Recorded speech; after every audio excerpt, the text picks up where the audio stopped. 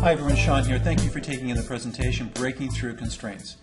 We all have goals and objectives we want to accomplish, both as teams or organizations or individuals, but sometimes we don't make the progress that we'd like to make. We find that we're fighting inertia or constraining forces. So in this presentation, we're going to talk about a very short, very quick, simple application exercise that will help you to get unstuck.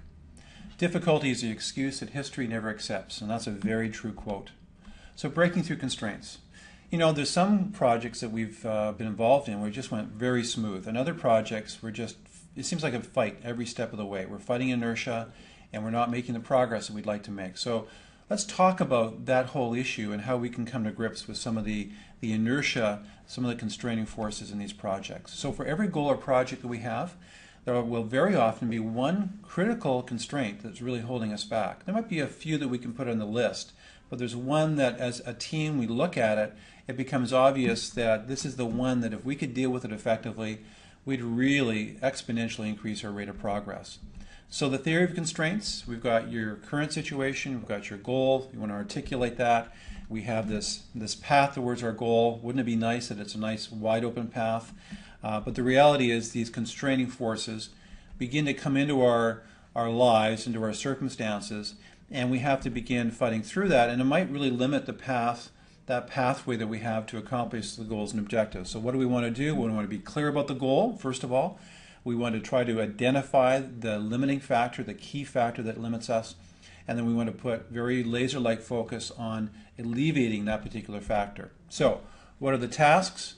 That's an obvious one, but as an individual or team, spend a few minutes just writing down the key tasks. Some of them you've already accomplished, some are still in progress. Identify the ones that are really stuck right now and you're not making progress. Which is a limiting factor? So of all these tasks, which one really is limiting you?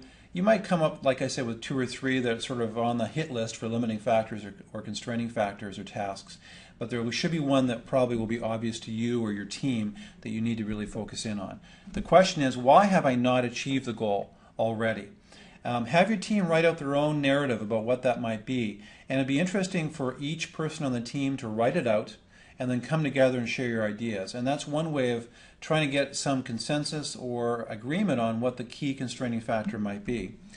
Outside 20%, inside 80%, consultants will tell us, and people that have experience in this area, that we think it's the outside forces that keep us from achieving these things, but often it's the internal stuff. For organizations, it might be organizational culture, an attitude, bad work environment. It could be workflow process is flawed, and maybe you lack the internal expertise. You need to hire some expertise outside to bring it in and help you.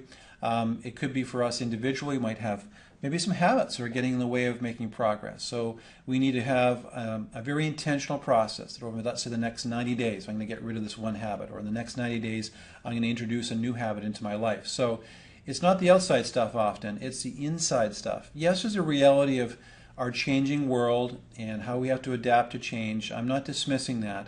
But more often than not, there's factors inside your organization or inside your own life and relationships that are really holding you back. Work on those first. You can't control the outside extraneous influences often anyway, so begin focusing internally.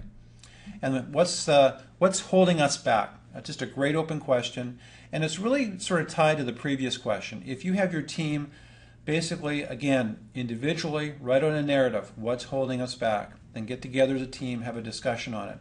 In a family circumstance, what's holding us back from being a great family? Each individual writes it out, you come together, have a discussion on that.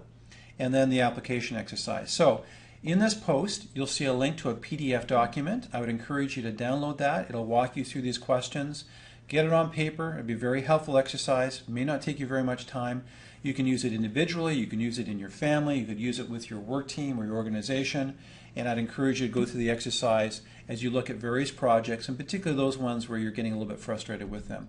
Hope you enjoy the presentation.